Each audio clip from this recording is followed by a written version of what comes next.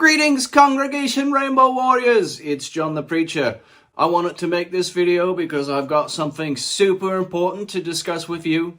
I've been getting a lot of channeled information coming through, a lot of downloads, and they're happening all the time. They're happening when I'm in my shower, when I'm making coffee, when I'm in the loo, and these channeled messages seem really important. And I just wanted to share them with you. But, uh-oh! I got another one coming through. Greetings! This is Galaxodus of Cybernetic Service.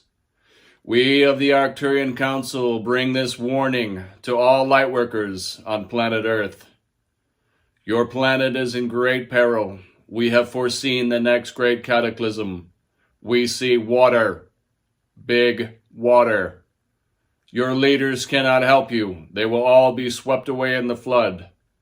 As a light worker, you have a sacred duty to protect yourself and all those around you and save your beautiful planet full of precious gold by raising your vibrational frequencies. Our fleet of beautiful ships is on its way to you now. We look forward to meeting you, glorious light worker. Wait, where am I? What'd I miss? Was Galaxodus here? Was it a message about the next great cataclysm? That's what they're telling me at the compound that they're all about. That's why I've gathered you here today, Congregation Rainbow Warriors. That's why I've invited our next guest. I want to welcome Grotch Hamcastle. He's a great scholar and author, and we're here to discuss ancient cataclysms and his most recent book, Forbidden Archaeology. Welcome, Grotch. Hello, John the Preacher. Thank you so much for having me. I was listening to your channel before I came on, and I wanted to speak to a couple of things that Galaxodus mentioned. Civilization-ending cataclysms are in fact nothing new to planet Earth, as it turns out. What your friend Galaxodus is warning you about could very well come to pass. And in fact, it has many times before in human history. In fact, in my most recent work, Forbidden Archaeology, I clearly demonstrate that the Great Pyramids of Giza are over 12,000 years old, and that at one time they were all completely submerged, as was the entire continent of Egypt, as it was known at that time. But it doesn't end there. That was just the latest great cataclysm. On my 6th trip to the pyramids, we discovered another great city buried far beneath the Giza Plateau, a city made of giant 100-ton stones that fit perfectly together. They fit so well you couldn't even put a piece of paper between them. And all of this was done without any mortar or any modern tools. How is this possible? There's only one logical explanation. It had to be built by Cyclops. And not just one Cyclops, obviously, many. I don't think one of them could have managed it. 4 of them, with a team of 6 to 8 woolly mammoths, it's possible. And it's a well-known from bioarchaeology that the age of the Cyclops was 50 to 60,000 years ago. Okay, fascinating. Then how then did the Cyclops die out? It's interesting that you should ask that. I wrote all about that in my book called Hoofprints of the Gods. The Cyclops race was one of the first advanced civilizations on planet Earth, and they too were sadly wiped out by a cataclysmic flood. Unfortunately, it seems that these floods happen every 12 to 15,000 years.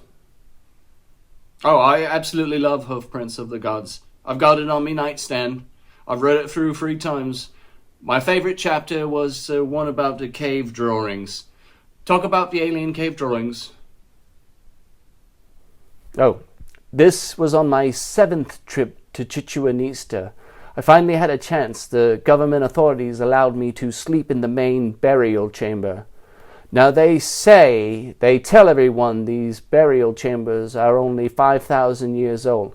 But I know that's not true, because I tested one of the walls when I climbed into the main sarcophagus.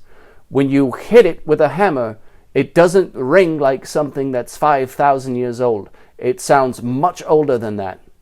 And the whole chamber, all of the walls are covered with these magnificent drawings. They're all very similar to the ones found in the caves of Lascaux, except in these caves, all of the drawings are of extraterrestrial origin.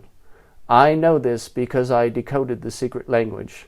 And every time you see a bear, that stands for a spaceship. And every time you see an antelope, that's meant to depict a star chart. Fascinating. And what happened to these ancient blokes? Did they, have they all gone and left the planet? No. They all died in the first Younger Dryas, or as many call it, the oldest Dryas.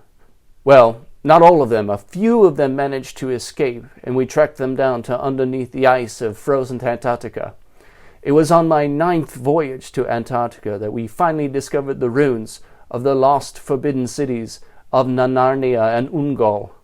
In fact, that's what inspired me to write my bestseller, Forbidden Archaeology. In fact, I have some artifacts I brought back with me. Have a look at these. These are proof of alien technology.